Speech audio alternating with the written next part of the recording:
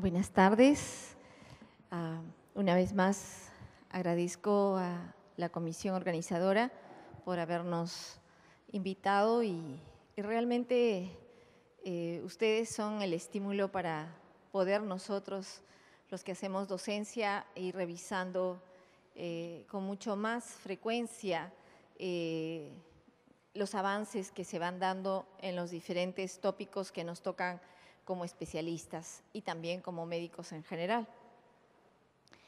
Bien, el día de hoy hemos sido programados con dos ponencias que tienen que ver mucho entre sí. En realidad son un par de hermanos, pero con comportamientos diferentes, como vamos a ir viendo.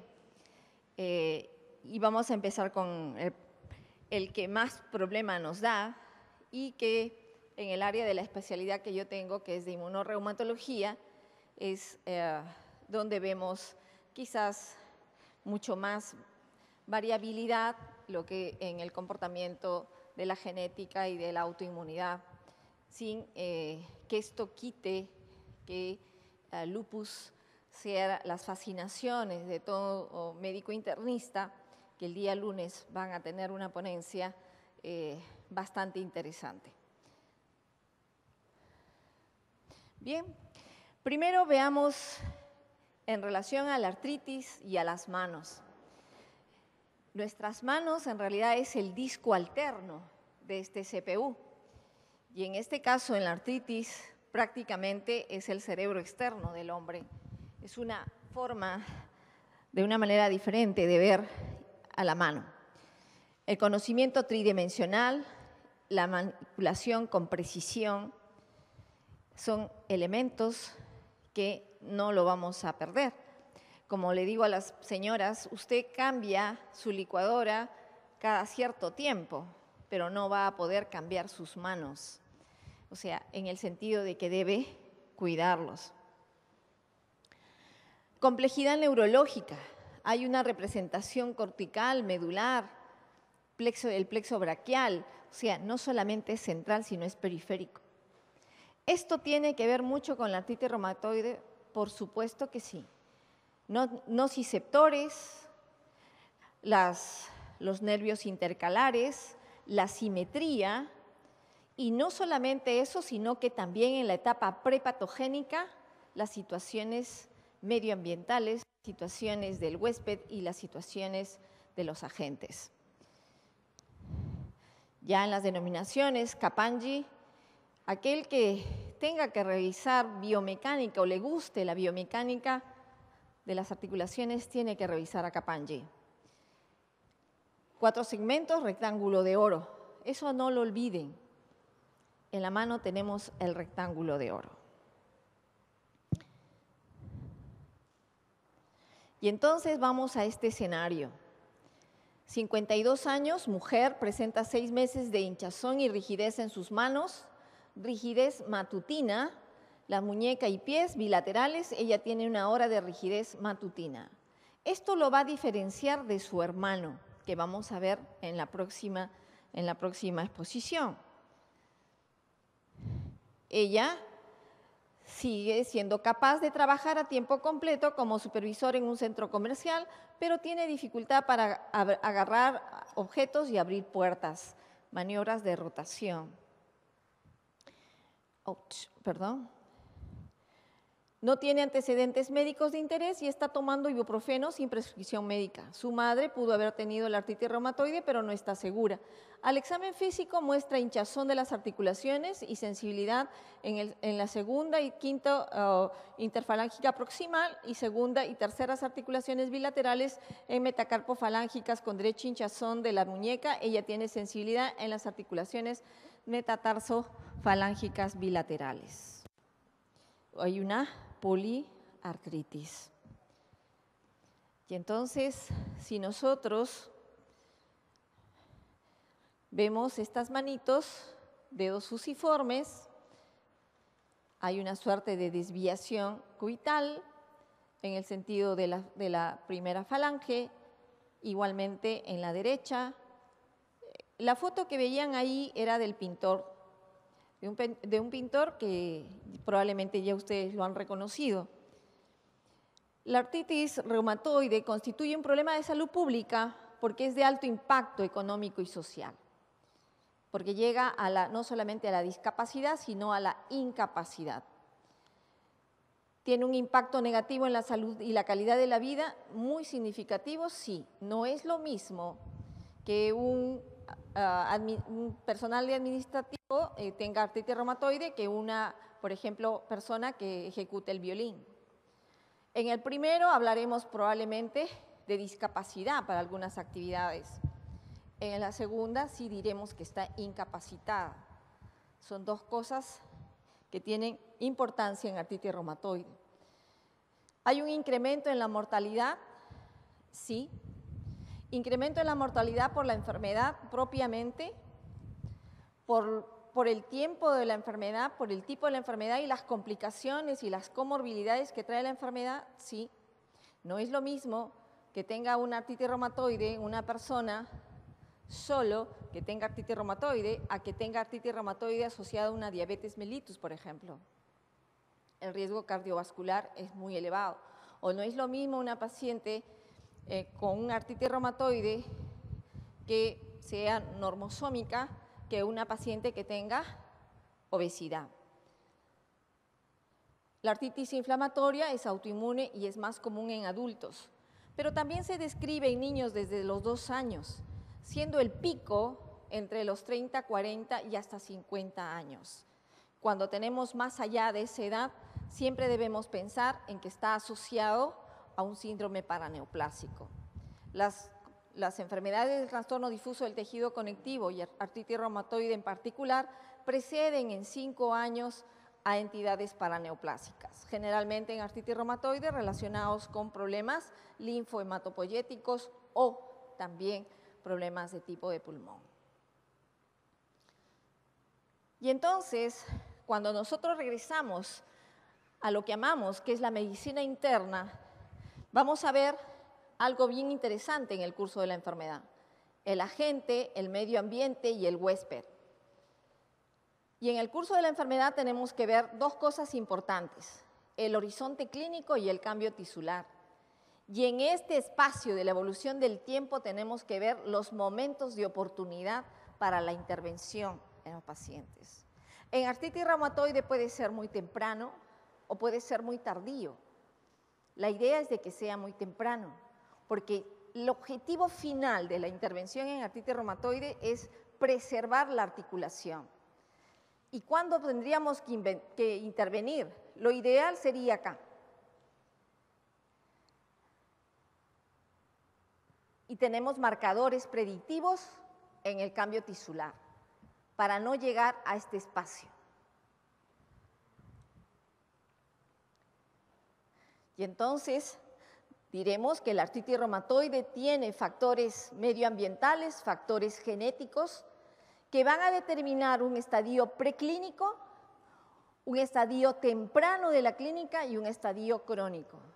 Cada uno de ellos va a estar determinado fisiopatológicamente por marcadores tisulares, los cuales tienen que ver desde marcadores celulares hasta marcadores moleculares, como vamos a ir viendo. En el transcurso de la charla vamos a ir desarrollando cada uno de estos, en los cuales vamos a ver que existen células que son prácticamente los directores de orquestas y hay una coordinación sinfónica para la destrucción articular. Bien, y entonces existen, gracias, análisis en relación a genes y la regulación epigenética en artritis reumatoide. Y vamos a ver que no solamente es la presencia o la ausencia de un antígeno. Y felizmente en el transcurso de esto, de la biología molecular, estamos reconociendo antígenos que van a determinar la presencia de artritis reumatoide en consonancia con patrones moleculares de reconocimiento, ya sea de patógenos o intracelulares. Y de eso se trata. en relación a la presencia de las moléculas de clase 2 genéticamente determinada, a la presencia de estirpe de linfocitos T o células B, los cuales son hiperreactivos, tienen receptores gamma delta. Esa es la característica de este tipo de células. De igual manera, en los macrófagos o los sinoviocitos. Para que luego haya liberación de citoquinas y tengamos nosotros un incremento de la inflamación, una migración de células hacia la articulación y obviamente un remodelamiento del tejido. Y entonces hablaremos de los factores genéticos. Haplotipos como el relacionados a la molécula de clase 2, 40% de influencia genética en el HLA-DR. Luego, el que es más reconocido, tenemos el DR4. También puede ser DR3, pero el que está más relacionado con artritis reumatoide, HLDR4, pero también está relacionado con la diabetes mellitus tipo 2. Así es que un paciente diabético en la evolución de su enfermedad puede desarrollar artritis reumatoide o como un paciente con artritis reumatoide en la evolución de su enfermedad puede desarrollar diabetes mellitus. Determinantes centrales o epítopes compartidos en cadena beta, hipervariables, epítopes el QKRRA, marcador de severidad que está relacionado a aminoácidos como la glutamina, leucina, arginina y alanina. Importante, ¿por qué? Porque estos son epítopes para las células B y T. Pero ¿dónde están ubicados más esta secuencia? Están ubicados en agentes biológicos, generalmente virus y bacterias como por ejemplo el Mycobacterium TB o la E. coli, gran negativos. Y entonces acá en el Perú ya se ha tipificado y tenemos el haplotipo 0404. El HLA-DR4, predictor del patrón de transcripción diferencial en la inmunidad innata y adquirida. Participa la inmunidad innata y la inmunidad adquirida en el fenómeno del fisiopatológico de la artritis reumatoide. Y también tiene mucho que ver en la respuesta terapéutica, tanto en el metrotexate como en los anti-TNF. Hay un riesgo alélico para moléculas de clase 2 en el 80% de los pacientes con artritis reumatoide. ¿Hay un riesgo alélico de reacción cruzada con epítopes? Por supuesto. Por eso se habla de una artritis reactiva. La enfermedad de Ponset generada después de haber tenido tuberculosis está en relación con ello.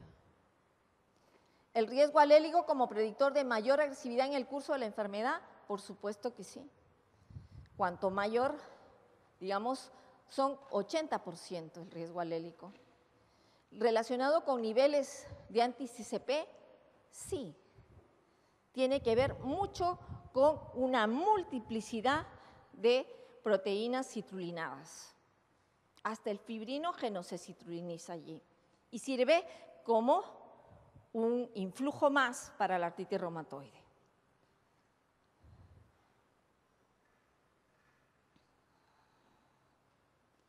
Y entonces también factores medioambientales, por supuesto que sí. Los efectos del cigarrillo sobre la inmunidad innata y adaptativa, antecedentes familiares, tienen mucho que ver. No hay necesidad que fume el cigarrillo, pero puede ser un fumador pasivo. Mayor de 10 cajetillas al año tiene un alto riesgo y tiene que ver con el gen fumador, también relacionado con los anti-CCPs. Parte de estas proteínas citrulinadas, el inicio es a nivel pulmonar. Por eso es que está bastante relacionado el gen fumador en cuanto a la citrulinización y la presencia de anti-CCPs. Efectos sobre moléculas de clase 2, pero también moléculas DBR1. Exposición directa de los linfocitos CD4, o sea, los de Helper 4, los que van a inducir y van a hacer de que los linfocitos B produzcan anticuerpos. Y también una cosa importante, la exposición directa y el hecho de digamos, estimular la proliferación de linfocitos helper 17, que ellos van a ser los que van a dirigir finalmente todo el proceso inflamatorio en artritis reumatoide. ¿Por qué? Porque tienen relación estrecha en todo lo que es los genes para el estímulo y la expresión de interleuquina 6, interleuquina 23, interleuquina 17. Activación y fosforilación en células T, relacionados con el interferón y regulan negativamente para interleuquina 22. La disminución y la activación de las proteínas quinasas reguladoras de actina citoesquelética. Tiene que ver mucho también con la activación de los fibroblastos. Y eso tiene que ver con la perpetuación de la artritis reumatoide. Pero ¿dónde empezamos este asunto? En los famosos microbiomas. Los microbiomas son aquellos microorganismos que frecuentemente están a nivel del intestino y se hallan en relación simbiótica. Y existen más de 100 billones de microorganismos. Pero los que frecuentemente se han visto asociados a artritis reumatoide no están propiamente en los intestinos, sino que están en la boca, como vamos a ver. Y generan una suerte de periarteritis. No como la periarteritis nodosa, pero sí la generan.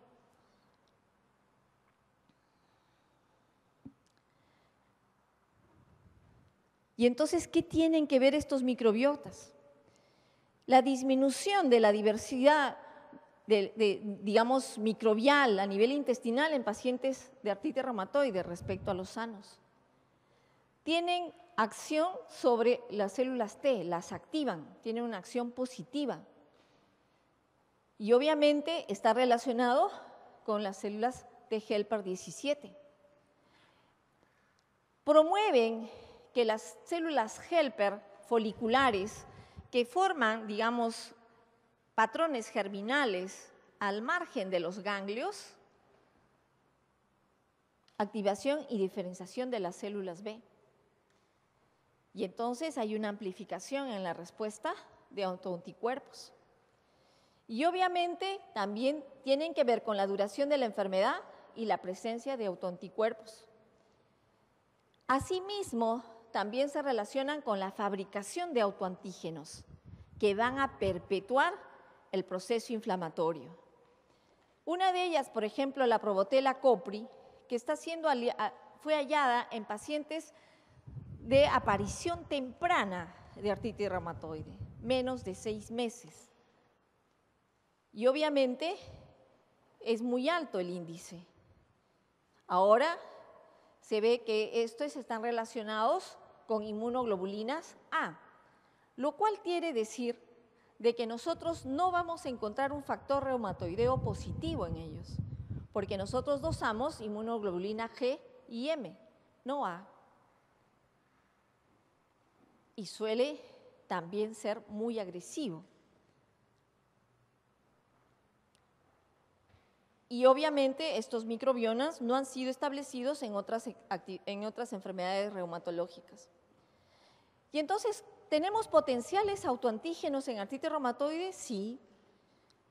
A nivel del cartílago, colágeno tipo 2, la proteína ligadora de colágeno, los proteoglicanos y el agregán, que es relacionado con su otro primo, con su hermano. El agregán es el pivot en la osteoartrosis. Y los antígenos no articulares, los microbiotas, las actinobacterias, que en realidad son actinobacterias, tanto a nivel de la boca como a nivel intestinal, los péptidos citrulinados y lo que les decía, los aminoácidos relacionados al HLA-DR, ¿no? Que tienen que ver, son marcadores de severidad, proteínas de estrés, algunas proteínas ligadoras y también un RNP.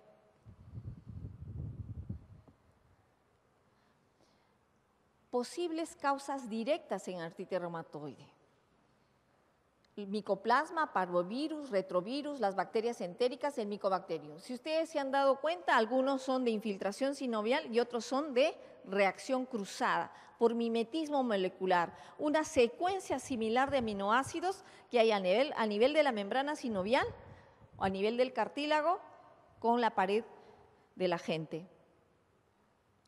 Y esto es lo nuevo, los microbiotas actinobacterias. Es sobre lo que ya se está trabajando y sobre el cual se está interviniendo. Van a dar lugar a proteínas que van a comportarse como autoantígenos, activan a las células T helper a nivel intestinal, hay producción de citoquinas inflamatorias, hay inmunoglobulina A dirigidas contra estos péptidos citrulinados y la correlación con linfocitos C17. Pero ¿qué otra cosa más hay allí? No basta con el agente, sino qué es lo que se produce a nivel del inicio de la artritis reumatoide, que es en la sinovitis. Y entonces hay una suerte de netosis a nivel de los neutrófilos. El neutrófilo es el primero que sale a identificar quién está ingresando. Y entonces, esto va a permitir un mantenimiento de la autoinmunidad. También está relacionado con la producción de radicales de oxígeno, que esa es la característica del neutrófilo, las metaloproteinasas. Pero también está relacionado con las proteínas arginina de aminasa, que es parte también para la citrulinización. ¿Y quiénes intervienen aquí? Las células B hiperreactivas, que tienen receptores gamma delta. Las que no son hiperreactivas, las que son maduras, tienen receptores alfa beta, pero las hiperreactivas que salen a circulación parecen maduras y reaccionan en forma exponencial son las que tienen gamma delta. Y también hay formación contra el complejo de histonas citrulinados, porque lo que hace es, ¿qué son las histonas? Están escondidas debajo del ovillo del DNA, estiran la cromatina y exponen a las histonas. Y obviamente por eso se dan los complejos de histonas citrulinadas.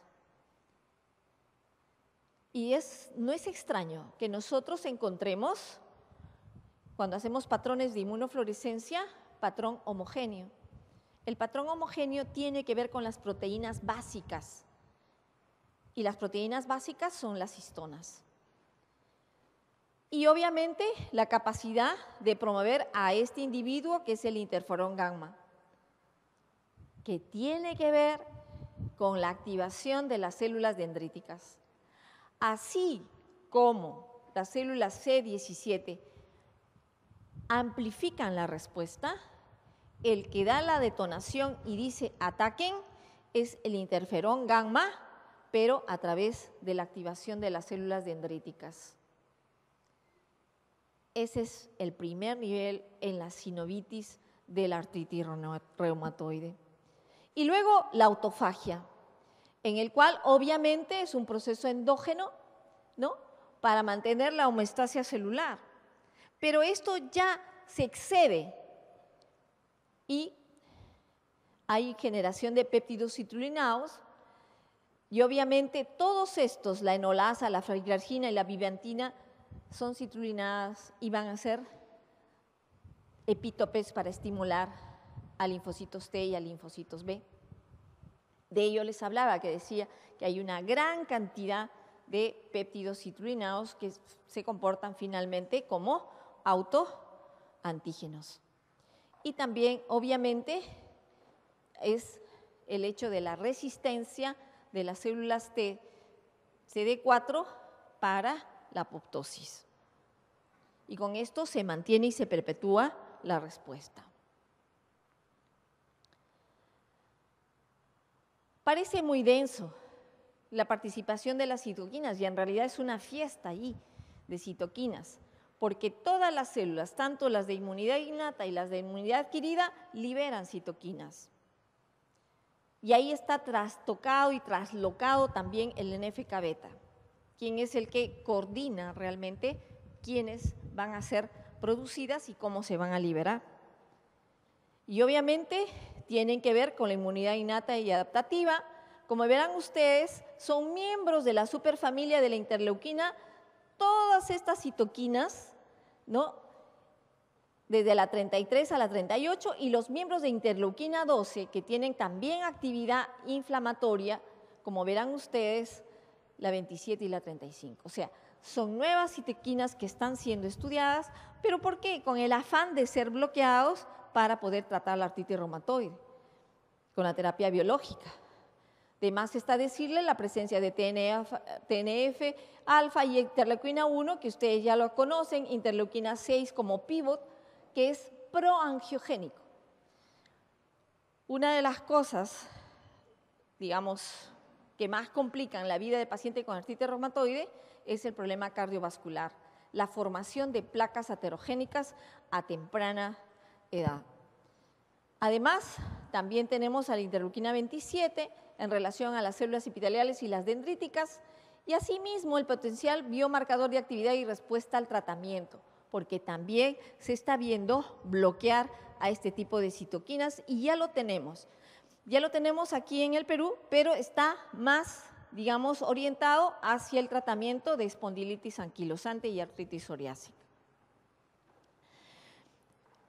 Hay citoquinas que también van a hacer sinergia para potenciar la actividad, y esto va la otra parte de la fisiopatología de artritis reumatoide en la producción y la destrucción del hueso y del cartílago.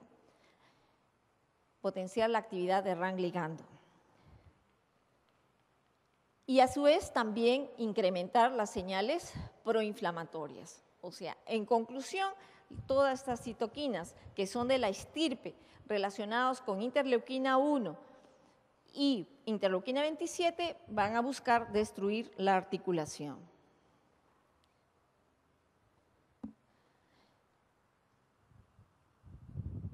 En relación al macrófago,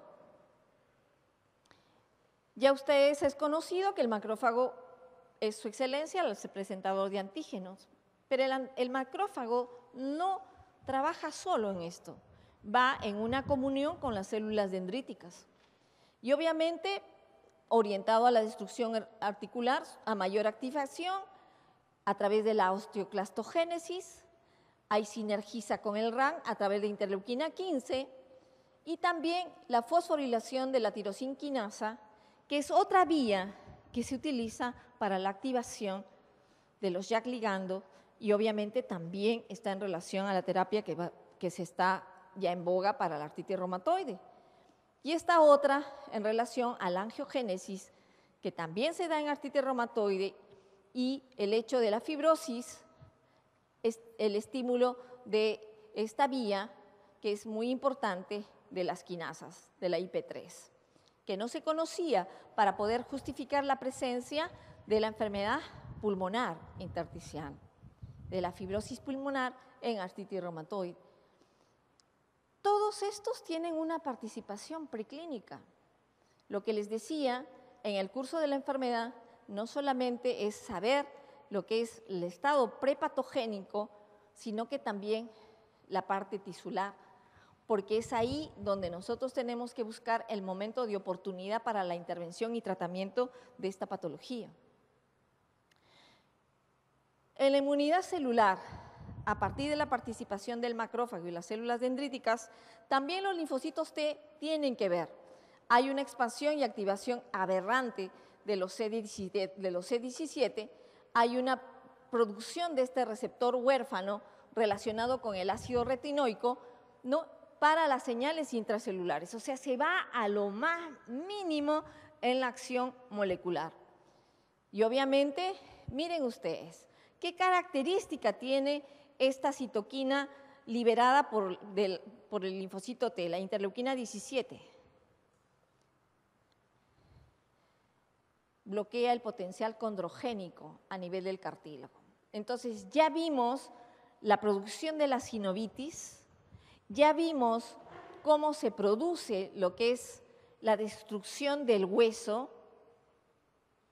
Y ahora estamos viendo por qué se produce la destrucción a nivel de los condrocitos y del cartílago articular.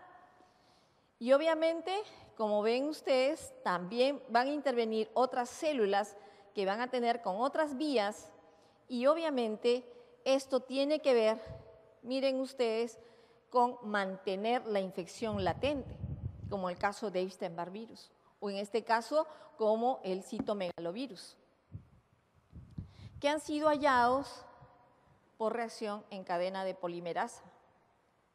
Y no se entendía por qué, pero es justamente porque los CD8 que debieran suprimir la respuesta tienen expresan este tipo de citoquinas para mantener la infección latente. Pero a su vez también hay algo particular. Se activan estas características de estos linfocitos CD4 y CD8, pero gamma delta, que tienen una acción tolerogénica durante el embarazo. Porque nosotros somos producto de un microquimerismo y de hecho podríamos ser delectados, pero justamente permanecemos en el útero y hemos permanecido en el útero de nuestra madre por estos linfocitos gamma delta tolerogénicos. Y estos son los que se incrementan y esa es la razón por la cual en la artritis, durante la actividad de la artritis reumatoide, cuando hay un embarazo, cesa. Es por la presencia de los CD4 y CD8 gamma delta. Con respecto a los linfocitos B, definitivamente están relacionados en la producción de autoanticuerpos. Factor reumatoideo no solamente, sino que también en la presencia de anticuerpos citrulinados. Y como les decía, también el fibrinógeno está citrulinado. Y no sé si la homocisteína, pero que son los dos, las dos sustancias que están íntimamente relacionadas con problemas vasculares y con riesgo de trombosis. Los niveles de anti-CCP pueden cambiar durante el curso de la artritis reumatoide independiente de la droga biológica. Y las células B también expresan RANK, que tienen que ver con el problema de la osteoclastogénesis, ¿no? Y también se expresan proteínas de choque térmicos o proteínas de estrés.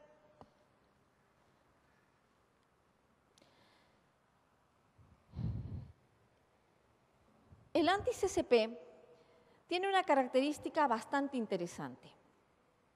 Y ojalá nosotros, todos los que estamos relacionados con el área de medicina humana, deberíamos ya tener la tendencia no curativa, no reparativa, sino predictora. Y en este caso, el anti-CCP predice la presencia de la artritis reumatoide hasta en 10 años. Nosotros 10 años antes, cuando hayan factores de riesgos y de repente determinantes genéticos, o sea, una mamá con artritis reumatoide o una abuela con diabetes mellitus, nosotros podemos hacer ese tamizaje. Y eso es lo que nos permite el anti-CCP. También es un marcador de actividad clínica y por eso es un criterio diagnóstico actualmente incorporado. Pero a su vez también es un marcador de severidad. De tal manera que, digamos, tiene una gran especificidad y también tiene igual sensibilidad que el factor reumatoideo. Por eso ha sido incorporado como un factor o como un criterio. ¿Tenemos mayor concentración en el líquido sinovial? Sí. ¿Las células B producen espontáneamente anti-CCP? También. Y también a nivel de la médula ósea. ¿Okay? Su presencia denota un proceso de maduración de linfocitos B mediado por antígeno de fibrinógeno citrulinado. O sea, en el mismo ganglio, estas células B han sido adiestradas con un fibrinógeno citrulinado. Y es por eso que al salir a la periferia, inmediatamente ante un pequeño estímulo empiezan a liberar, a formar más anticuerpos. Y entonces hablamos de una gran reactividad de múltiples antígenos citrulinados, lo cual le da un patrón de policlonalidad. Cuando ustedes ven el proteinograma electroforético, van a ver ese comportamiento policlonal. Por eso es una herramienta y es un marcador de autoinmunidad el proteinograma electroforético y está dentro de los criterios también para el diagnóstico de autoinmunidad. Si tendríamos que resumir de lo que veníamos hablando, en el cual hay una participación de la inmunidad innata y la inmunidad adaptativa, donde tenemos a la célula dendrítica como actriz principal y a los linfocitos T y B como los que van a incrementar o van a amplificar la respuesta, y al fibroblasto, a los condrocitos y al osteoclasto como aquellos que van a perpetuar la actividad en relación a la presencia de autoantígenos y la formación de autoanticuerpos a través de todos los que son los patrones moleculares de daño y los patrones moleculares asociados a patógenos. Sí. Y entonces tenemos las actividades, no solamente el estímulo de las células, de las plaquetas y las células plasmáticas, sino también la participación del polimorfo nuclear, el estímulo del macrófago como célula presentadora de antígeno y luego, obviamente, la amplificación de las respuestas en la lesión y a nivel de los RANK para lo que es, hueso, los osteoclastos y los condrocitos. Y entonces, ¿qué vamos a tener? Vamos a tener la trilogía del daño articular. Y esta trilogía del daño articular está dada por la sinovitis, en la cual tiene la participación, como les decía, la célula dendrítica, con la presentación del antígeno al linfocito CD, la amplificación, la señal de transducción y la producción de citoquinas, y también el estímulo de los linfocitos T, CD4 hacia las células B para la producción de anticuerpos y obviamente la conformación de complejos inmunes y obviamente la presencia de vasculitis inmediatamente.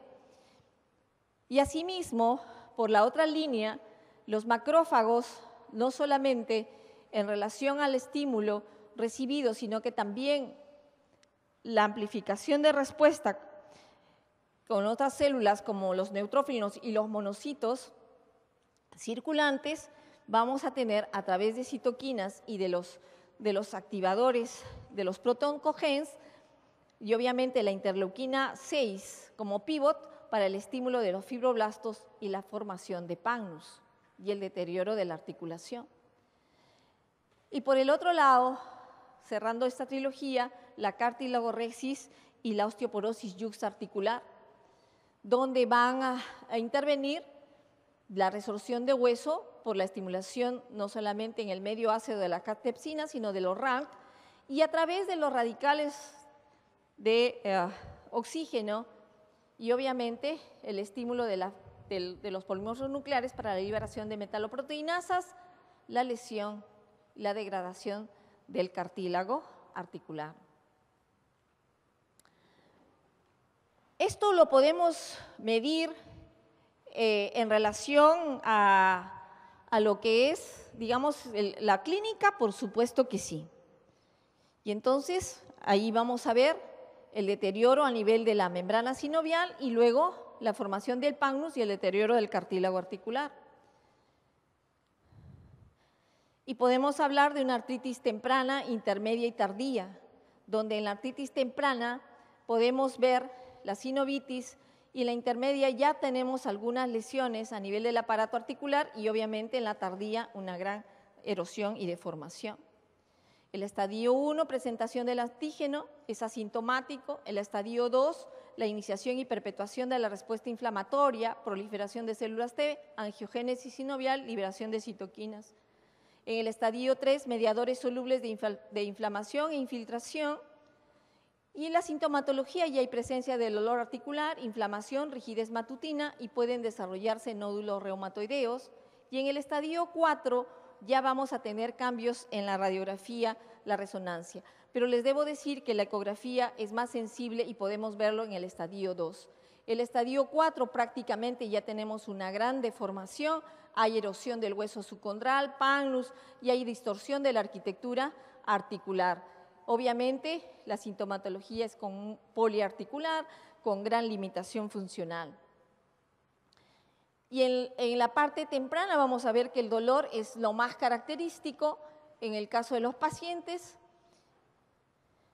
y podemos ver las diferentes lesiones, ¿no? Y aquí en ojal de botón, el cuello de cisne, también el pie se ve afectado en una desviación talovalgo.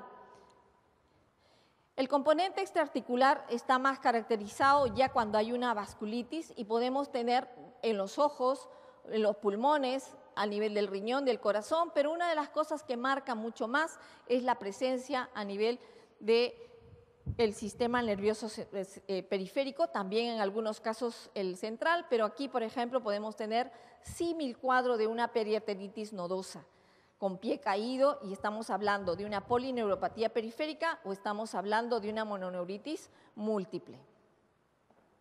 El pulmón, como les decía, el inicio de la citrulinización también lo tenemos a nivel pulmonar. Todavía no se han medido, por ejemplo, en esclerodermia y ojalá lo pudieran hacer y eso nos valdría mucho. Podemos tener la fibrosis pulmonar, el patrón reticular, el panal de abeja o podemos tener nódulos reumatoides. Lo mismo también puede pasar una epiescleritis, muchas veces se pasa como ojo rojo o puede ser como, digamos, la famosa carnosidad y no es así, y podemos tener nódulos reumatoides que se pueden llevar a una escleromalacia perforante. Es importante que ustedes conozcan los patrones que sigue el curso clínico de la artritis reumatoide. No todos los pacientes llegan a ese tipo de deformación. Los que llegan son los de evolución continua que nunca cede y están con todo el tipo de tratamiento. Y las de evolución, la de evolución monofásica, que son estas, o polifásica, y la única en 20%, o sea, 2 de 10 hace la monofásica. Aparece la enfermedad, se le da el tratamiento y desaparece toda su vida. En cambio, 7 de 10 pacientes hacen la devolución, digamos, polifásica. El hemograma ayuda mucho, la velocidad de cementación también, la proteína C reactiva. El factor reumatoideo también es parte de los criterios, el anti-CCP, y podemos tener anticuerpos anticitoplasmáticos positivos en caso de vasculitis. En las imágenes les quería mostrar, la ecografía es de evaluación temprana. Podemos, inclusive con el Doppler, podemos nosotros ver si hay actividad o no, si es aguda o es crónica.